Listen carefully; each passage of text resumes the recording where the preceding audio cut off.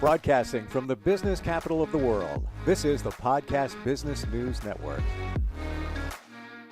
He is the modern day mystic. He has a lot of insight, and we today are going to talk about you and your purpose and the direction of your life and where that all begins. And it's going to start with an amazing story from Peter Shank. Peter, great to have you back. How you doing, buddy? Doing great, Steve. Thank you. So before we dive in, quick water blessing. Left hand is for receiving. About 3 inches over that glass of water. Spread your fingers. In a second, you'll start to feel that energy move down through your hand into the water. That can come in the form of a straight up lightning bolt, heat, pin pricklies, and anything and everything in between. Once that starts, put your attention on the water and repeat those 8 sacred words. I honor the space in which you exist. I honor the space in which you exist. And what you'll feel is that increase in vibration through your hand into the water. Another 5 or 6 seconds. You go ahead and taste the water. Notice the texture, how it has changed completely, and how the water is vibrant with energy, and more importantly, where it's moving in your body.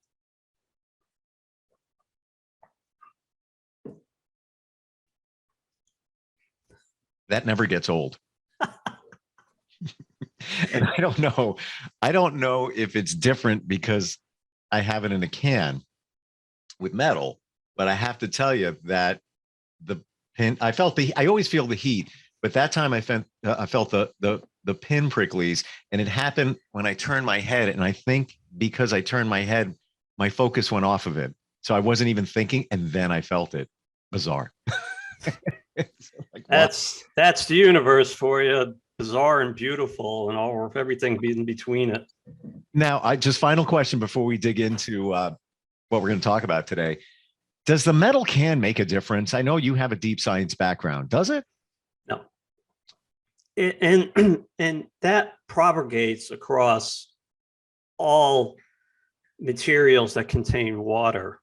So, for instance, if you have a face cream that you absolutely love, just go ahead and do that. 8 sacred words, and watch how much deeper and more beautiful your skin looks after you use it. Simple. 30 seconds. You can take, I used to be a cognac guy years ago, and I used to buy like the cheapest cognac you could get. I would charge it, and then I would put my cigars in it, and it was absolutely amazing. You can turn it into a VS in no time flat. It's amazing. We're going to end this podcast right now because I have things I have to do. All right. And everything, 99% of all the products that you use have some amount of water, like face cream, whatever it might be. There's water in there. Absolutely. Yeah. All right. I honor the space in which you exist. Yeah. So energy that's in physical form and non-physical form has consciousness. Everything in existence has consciousness to some level. And the highest form of acknowledgement that you can give that energy is just to honor its space by saying those 8 magical words. And what happens is it puts its full attention on you and only wants to make you happy because you have honored it, you know? Okay. Thank you for making that part of it clear, because now it actually makes even more sense that it's like with having a relationship with somebody. If you do the right things and you care about them and you give them respect, you should be getting it back. Actually, you have to have unconditional love of self to propagate anything. Remember, it's always the in and the out breath. If you don't love yourself, well, sorry, but you can't love others. Absolutely. But does that also apply to the water blessing? Absolutely. So if you don't feel anything, maybe you need to do some inside searching.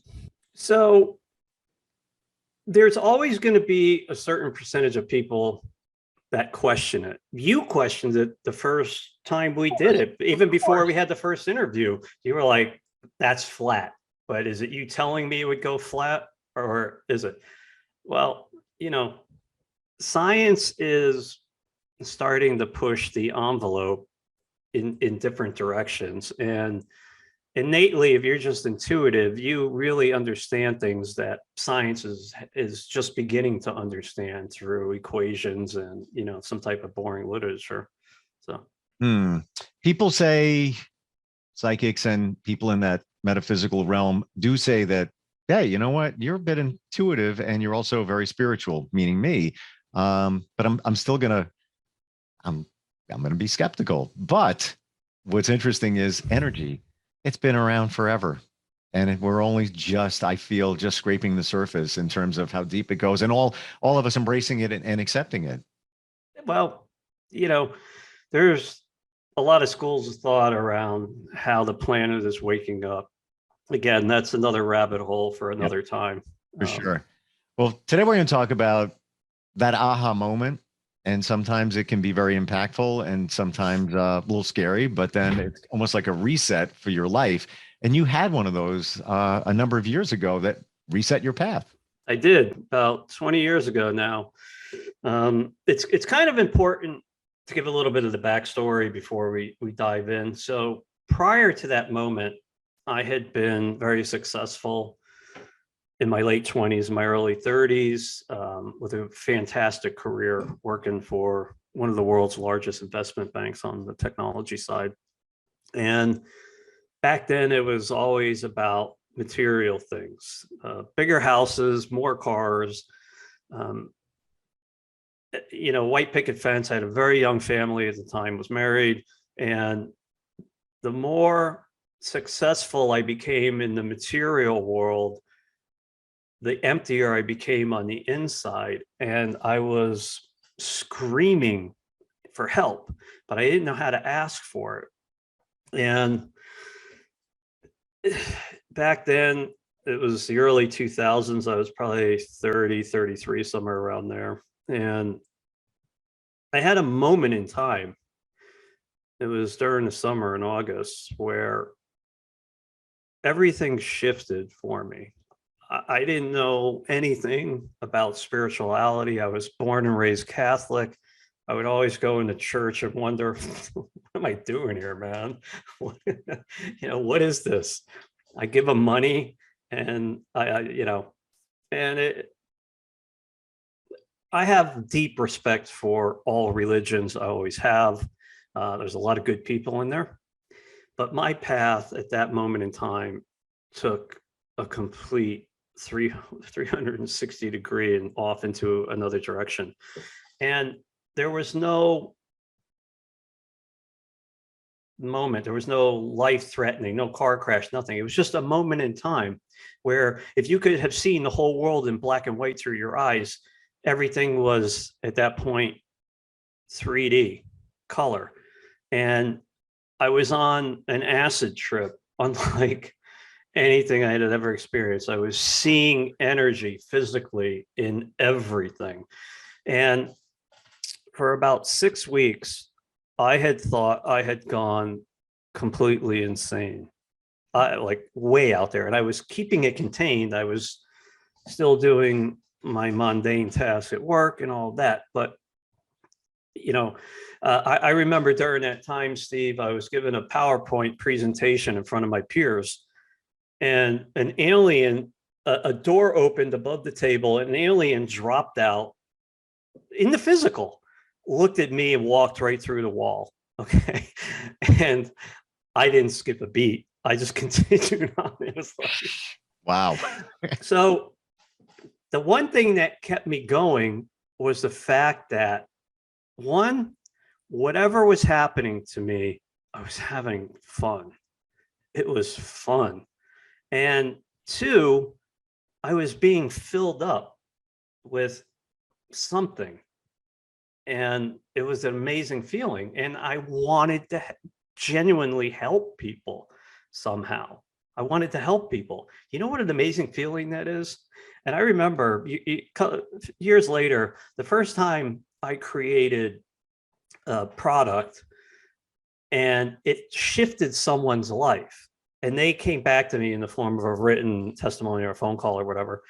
And they were practically crying because their life had shifted in such a positive, beautiful way. And I did that through something I created. And that was a feeling better than any feeling I had ever had in my life, way beyond anything I've ever experienced.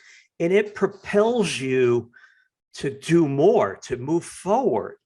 It makes you excel at being the best version of you that you can ever be. And you have to get more of it. You just have to. So a few weeks after my wake up experience, I started seeking like-minded people. And I came across a website at the time, and I reached out to this guy, Jason Davis. And I called this guy 3 times a day for weeks. He never returned my phone calls. And I told him, I said, I'm the one. I thought I was literally the avenging angel of God here to smite all evil in the world. I mean, my ego had ballooned beyond comprehension. I was being endowed with things that I didn't fully understand at the time, but I just felt amazing. So after a few weeks, Jason called me back, and I was driving home from work, and he's like, who are you calling me 3 times a day? And, what is this about? And I said, I'm the one. I'm here to serve. He goes, okay, pull over. So I pulled over, and in my right-hand seat, this old, beautiful dude just materialized. And he said, do you know what ascended masters are? And I said, I don't have a clue, but there's a guy here with a big beard, big jolly guy, and he's showing me a picture of the planet, and he's showing me where there's treasures buried. And he goes, He goes, have you ever heard of the great ascended master, Saint Germain? I was like, nope, but he's indicating that that's him. Now, Jason is a modern day master alchemist. And the field that he plays in, there are many, many secrets that only get revealed when the time is right. Kind of like the carrot dangling in front of your face. Only when you're ready does the master actually show up, right? So he goes, ask him who Portia is. And I said, well, it's not a car, but he's showing me imagery of this red-haired, green-eyed, fiery beauty. And he's saying that's his twin flame. And I hear this on the phone, and my skin goes ice cold. It stands straight up, the hair, right? And he goes, what are you? I said, I don't know. I'm just here to serve. He goes, that's one of the deepest held secrets in the school of alchemy. So that conversation proved beyond the shadow of a doubt that my abilities were going to mature way beyond that at some point. And that had started a 20-year adventure that has not let up at all. So he invited me out to his home in Utah. So this is a couple months after my wake up, and I get out there, super cool guy, great circle of friends. And he's like, we're going treasure hunting. I was like, let's do it. So he takes out this big map of Utah, right? And he puts a blanket over it and gives me 3 pins. He goes, show me where it is. So I put the 3 pins in, and when we took it out, I said, that's where it is. And it was in southern Utah, outside this place called, I think, Eureka. And we get in this truck. It's got this big truck, and we're driving down there, and there's this big kind of like half mountain out on this mesa in the middle of nowhere. And I said, it's there. And I said, the White Witch.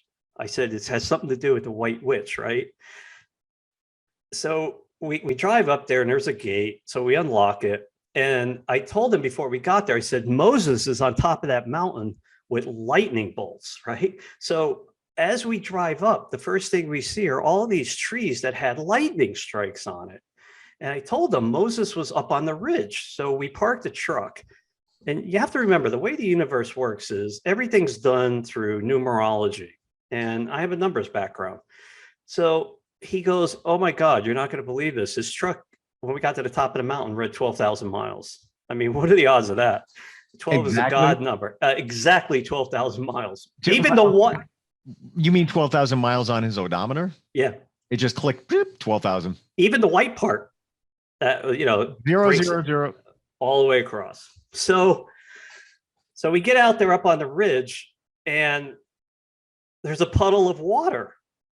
and it hasn't rained out there in weeks, but there's a puddle of water. And I was impulsed to take out this Egyptian artifact that I had at the time. Can't remember where I got it, but it was mega old.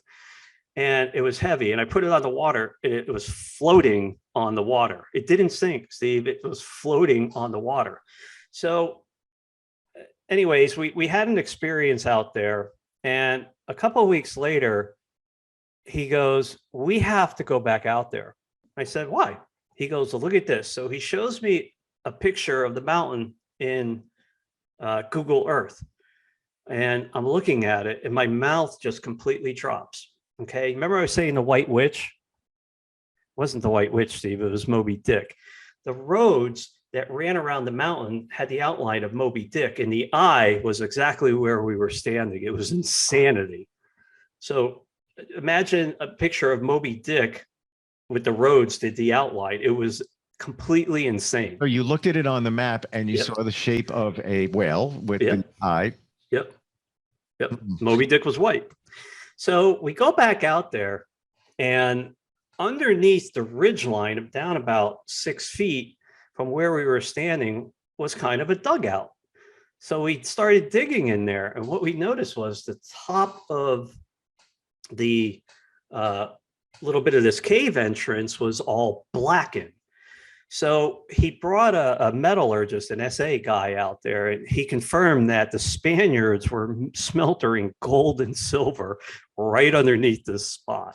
So this is my first adventure with this guy. And it just, from there, everything has just spiraled into these fragmented rabbit holes over the last 20 years. It's the insanity and beauty of what we were doing and how we were learning. And we had developed this system of communication where he would just start talking to me, and me, unbeknownst to me, I would just start rambling out.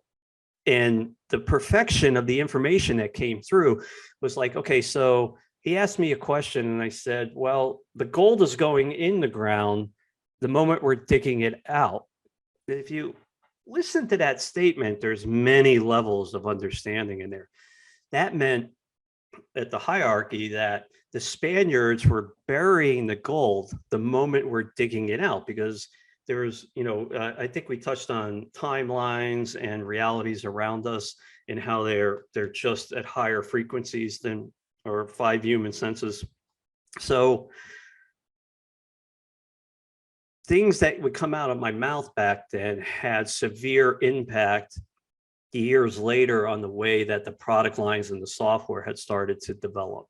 And it was fun, Steve, like brutal fun, just tearing around the desert looking for gold. It was insanity for a very, very long time. I'm blown away by all of this, in that this is just some guy you found on the internet that you felt a connection to based on his skills. And Absolutely. you just flew out there and you just you're driving around in a truck and doing, looking for gold, and but seeing these signs, and you're open to them. Like, I'm all about the numbers too. Like the 12,000, on the odometer, that happens for a reason. It's not just coincidence. No, but you need to see it. We all need to see it, and we don't, many of us. There was another time, a couple of years later, we were out there, and we didn't use metal detectors because they only see down 36 inches. So that group had invested in very advanced technology. So apparently when refined gold and silver is in the ground for a long time, it gives off a gas. And that gas is very detectable up to 10 miles out and 50 feet deep. Whoa. So you would use this thing called a PPL to kind of zoom in on it. And then when you're in the general area and you pinpointed a location, you could use a thing called a mother load. It was basically a suitcase. And when you opened it up, it looked like James Bond, the cockpit of a 747. And you would drive these copper spikes into the ground and use wire to send negative impedance down. And that would tell you the depth, the composition of exactly what was down there. So we were headed out one time to this site, and I said, the gold is following us. And it was just something that I had blurted out at the time. And he's like, wow. Okay. So we get out to the site and I go into this trance, and I just, with a stick, I just draw this symbol on the desert floor. And I said, we're digging over here. So we gridded out this area. And one of the guys with us at the time had this ground penetrating radar. This is back in 2006, 2007. And it was like a backpack with like something that looked like a vacuum cleaner. And he would walk this grid, and it would give you a three-dimensional look at what was under the ground. So he did it once, and then about a half hour later, after we had meditated on it, he went back and he reshot it. Steve, the ground underneath the grid completely changed form. How is that possible? So it's all these learning curves that you go through that evolve your consciousness to let go of programming that we've had our entire lives, right? Conditioning to think a certain way. But, I've mentioned to you before, when you have the ability to unlimit your thinking, you can thereby unlimit your potential, becoming unlimited. And when you bring that thinking to bear, anything is possible. Anything. So let's say somebody, now this happened to you by chance? By design. I was groomed my entire life to become what I am becoming. And I don't doubt that even for a split second.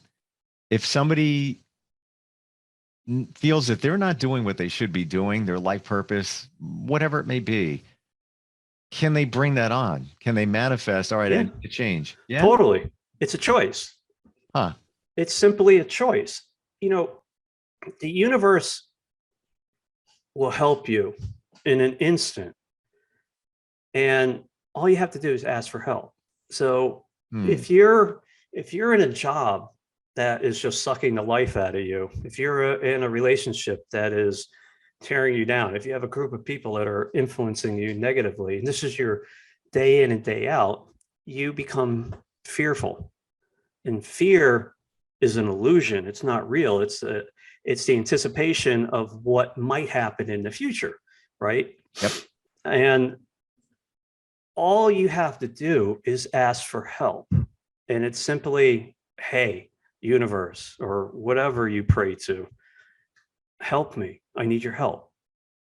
I need your help. And what you'll notice is cracks, immediately cracks forming in this fear pattern.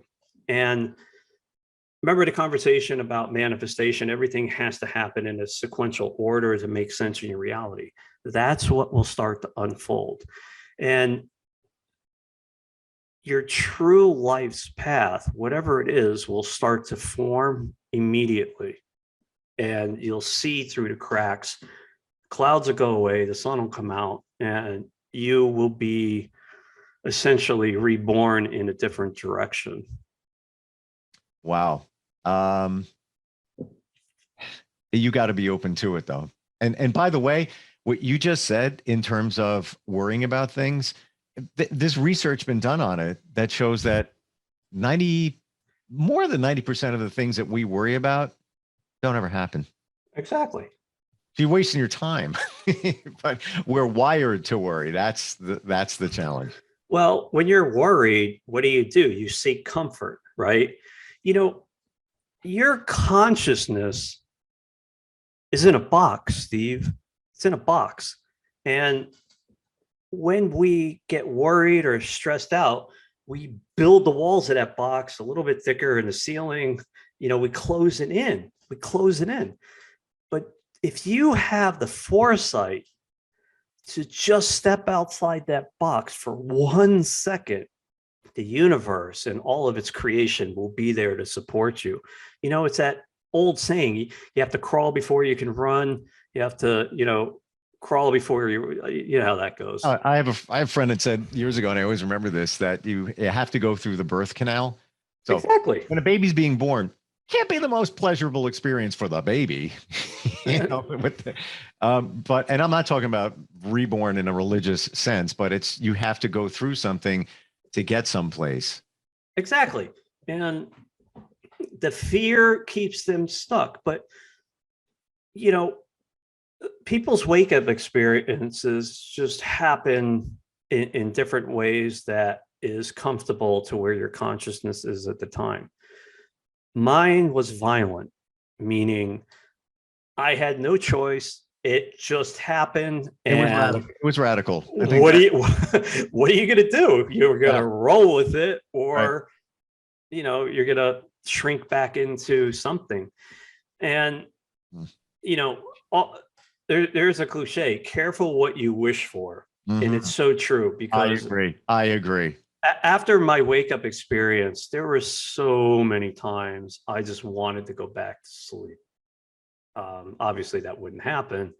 But when you're fully awake and operating on a level that you need to be, you're fully conscious about everything around you. You interact with people the same as you ever would, but everything about you is heightened to a degree. So the human body has 5 senses that we use to navigate reality, but in actuality it has 250 senses, some that may come awake over the course of your life, depending on, how open you are, what your job is, what your path is. I wish we could go on forever, because this is riveting. We're out of time, and there's nuggets here that, for anybody watching or listening, just take the pieces and use them. Even what you said, the cliche, be careful what you wish for, it's true. And really what it comes down to is it's manifestation. You're just bringing that to you. And if you're wishing for garbage, you're going to get garbage. Trust me, I know. I'm not just agreeing with you to agree. I can think back in my journey now, things that I wish for, or even things that I would say in my brain, or even blurt out while I'm driving. Exactly. I got that. And as part of it, it wasn't good. Yeah. So, I said I was groomed for this. So, going back before my wake up experience, just quickly, I went to auto body school in Denver to learn how to work on cars. And then after looking at what people did to themselves after working in that for years, I'm out of here. So then I went to engineering school in Boston, learned engineering. Then I worked in this hostile environment for all of these years. And when you look at all of these dynamics and how it shaped a young mind at the time, and then you bring it to bear in what we're doing today. And here's another interesting fact. Most people that are having radical wake-ups today have technical and engineering backgrounds. And they completely walk out of their job and start creating these next generation products that help humanity in some way. Wow. It's insane. Which is what you did. Pretty much. There's the proof. ModernDayMystic.com is the website. So many great products, interesting thoughts there as well. Awesome talking with you today, Peter. It's just like you've started that story last time or the time before we got together, and now I see the magnitude and the game changer for you, and the clues for the rest of us in what happened to you in the story. So for that, I thank you. Thank you, Steve. Cool stuff. Looking forward to getting together sometime soon with you. Absolutely. All right, and bless the water. I honor the space in which you exist. Yep.